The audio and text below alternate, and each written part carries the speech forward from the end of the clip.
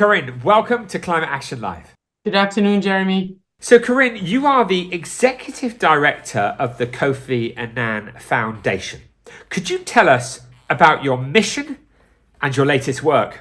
Certainly, our mission is to advance Kofi Annan's extraordinary legacy for peace by promoting youth leadership, democracy, and international cooperation in general.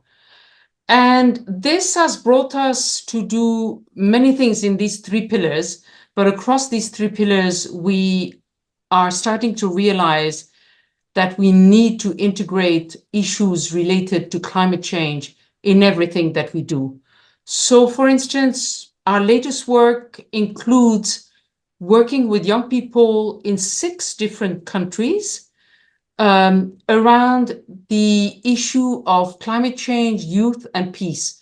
So really doing some on-the-ground research in difficult to reach places, trying to identify what are the links between conflict, the lives that young people live, and climate change, and how each impacts the other. So that's just one example of our recent work within a larger project, which is called Extremely Together, which looks at preventing violence among young people. So this is just one example. We're also launching a new project, which will also look at the links between sustainable development, youth, climate change, and conflict. But this one in Southeast Asia, in 5 countries of Southeast Asia, including the Philippines, where we will start. So just to say, Jeremy, that we're working on these 3 pillars: youth leadership, democracy, international cooperation. And in each of the 3, we're starting to work on climate change. And we're also working increasingly at the intersection of our 3 pillars, if that makes any sense. So really looking at peace, young people, democracy, and how all of them can, and how all of these can be addressed through international cooperation. Fantastic. Thank you, Corinne. Can I ask you, I can see Kofi Annan there behind you with the Pope. It's wonderful that he's there with you in spirit. But could you share with us how important the climate issue was to Kofi Annan? First of all, Jeremy, let me tell you that Kofi Annan is constantly on our mind at the foundation, and not always because he was our founder, but he was just such an inspiration. And some of us had the luck of knowing him and working with him.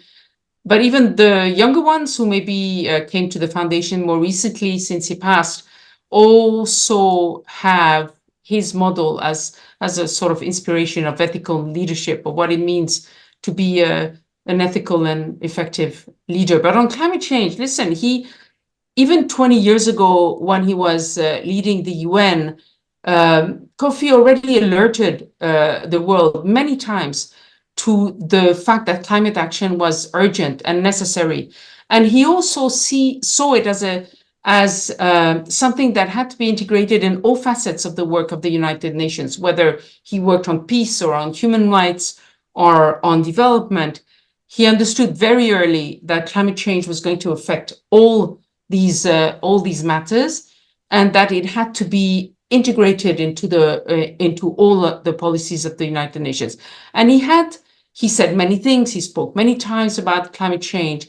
He had a lovely quote, which I like, which is very simple, but I think it says it all. And I'll read it. It goes: "It is all our responsibility to ensure our children and grandchildren inherit a sustainable world, a world that allows mankind to live in peace and harmony with nature." End of quote. Corinne, thank you for that. Incredible. And I had the good fortune of meeting him too. And what a sort of just a complete inspiration for everything that we've done over the last 25 years, as indeed he is, as you said, for so many. So it's June 2024, Corinne. What's your assessment of the current situation in relation to our journey of protecting our planet and its people? You know, Jeremy, I'm an optimist by nature, and I always like to see the half glass full, but I have to say we're not in a very good place. Even an optimist knows that today, with regard to climate action, we haven't done enough. We're not working fast enough, and climate change is accelerating. We had a huge storm here last night in Geneva, huge storm. And it was actually raining in my house. And it's a tiny thing. Many people are encountering disastrous situations of floods and droughts and hurricanes. It's just going to be more and more until we take drastic action very fast. The 2024, we already know, will most probably be the hottest year on record. All the statistics, all the data are pointing to the fact that we need to work much, much faster than we have so far. There are so many things that are slowing us down, Jeremy.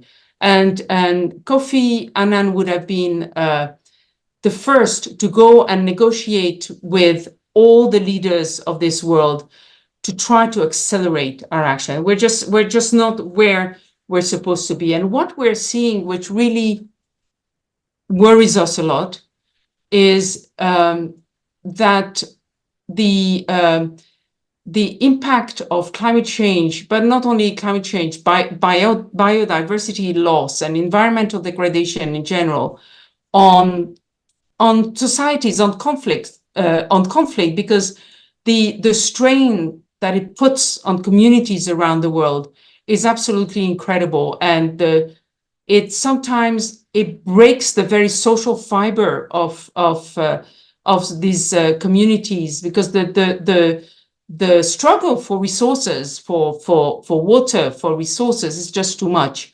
And I mean, there are some examples. I've talked earlier about the research we're conducting in various countries with young people, and some young people in a region of Pakistan, for instance, in Balochistan, have explained to us quite well that there's been a long-running insurgency in that region, but that the floods in Pakistan, the droughts in their region, all of them combine to put additional strains on communities that are already affected by conflict. And these additional strains only worsen the conflict because there's such frustrations in the communities, and there can be a heavy-handed response also by the authorities.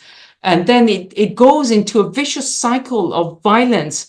And in fact, the young people are trying to help their communities deal with the disastrous effect on climate change, while also trying to instill some sense of peace, dialogue, understanding. And it's, there's so much that one can ask of these young people. It's a lot to ask, really, to have to fight on all these fronts at the same time. So all this to say, even though I am normally rather an optimist, at the moment, I'm just worried that we're not working fast enough to help the people on the ground. Yes, I would agree with you, Corinne. So yes, it's a moment for all of us to do everything that we can, obviously, and hopefully, Climate Action Live will introduce individuals to, people that I hope will inform, inspire, and engage them towards activity, and also give them an opportunity to engage through the various organisations, of course, that we're raising awareness of, including the Kofi Annan Foundation. What you were just talking about brings us on nicely to a phrase: no climate action, no peace. Could you talk to me more about what you think when you hear that statement? I think that statement is spot on, because I think some research has shown that up to 40% of civil war or conflicts today are closely linked to natural resources and climate change.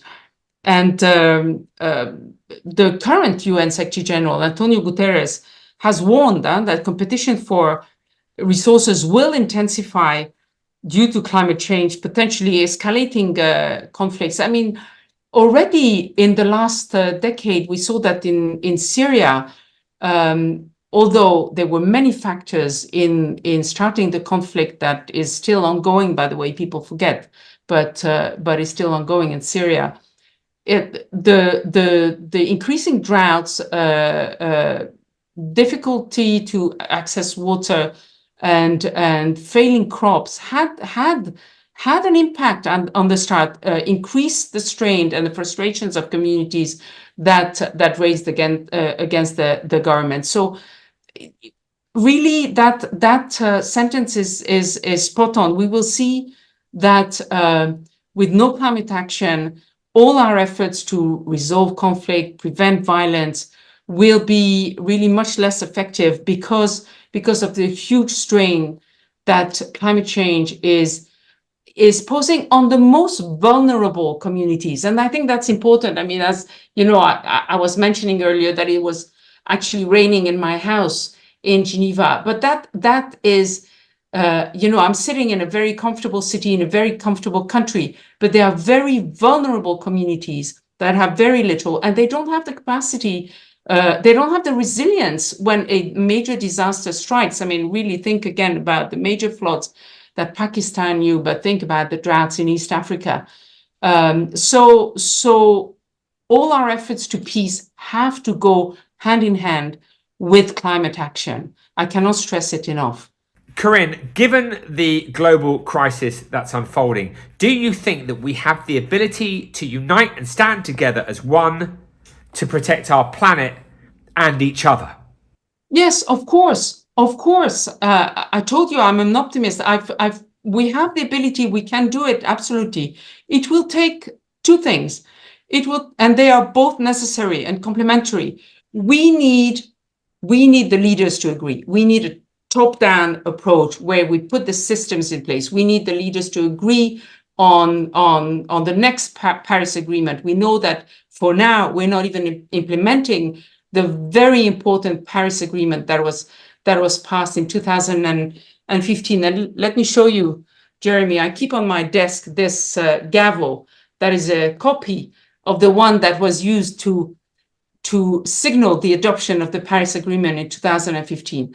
So we need political will, we'll need effective leadership, open leadership, and this can happen because I think all the countries understand that they have a common interest there. So we need this, and then we need also the bottom-up approach, which is all the incredible innovation that we see from the ground, from the young people that we work with on all continents. We see amazing things, whether it's in the field of food security, for instance, really using tech, using artificial intelligence, but also solar power, for instance, to reduce food waste, to boost agricultural productivity, to increase access of the vulnerable communities to food. That's just an example. I'm mentioning food because we've launched a commission on food security recently. But I see this as an example of incredible innovation and leadership that the young people at the community level can bring. The problem is that these young people do incredible things at the community level, but they don't have a seat at the table when the big leaders of the world meet. And the fact that young people have been not always, but pretty much shut out of the big negotiations, and they are the ones, of course, who will suffer the consequences of our actions and our agreements today. The fact that they're not at the table is really weakening the negotiation, because I have no doubt that the negotiations would go much better in the conference of the party, what we call the COPs, if the young people were at the table in a decision-making power. So far, they are being brought. So they were in Dubai last year. They'll be in Baku this year, but they're not in the decision-making position. They're just being brought on the side of the summit. So we need them at the table, pushing for the right decisions, because they will be the ones living with the consequences of our actions today. But it can be done. It can be done. Thank you, Corinne. That's good to hear. So, if people would like to support the Kofi Annan Foundation and, of course, your incredible work, how can they best do this? Well, they can do this in different ways. First of all, just stay connected. Follow us on our on social media. Kofi Annan Foundation, very easy to find. We're launching a new website this week, so we're very excited about this. So check out our new website, which goes live, I think, in a few days. Tell us what you think. Send us your comments. So stay connected. First of all, the second is, we have all these programs for youth. So inquire about them. Look at whether you would be eligible for one of these programs. Some are called the Kofi Annan Change Makers. They're open to young people around the world. Some are restricted to young people in sub-Saharan Africa. We have a range of programs. So inform yourself, see whether you would like to apply to one of these programs. And then the third way you can assist, if we're all in this incredibly wealthy world today, we're all struggling for resources. So if you know a wonderful philanthropist in your neighborhood, or someone who is wondering, where should I invest? Well, let them invest in peace and young people by working with us. We're always looking for new partners. So that's what people can do. Corinne, thank you so much. And, I wish you the very best with the continuation of your incredible work. Thank you, Corinne. Thank you, Jeremy. And thank you for featuring us on this event. Thank you so much.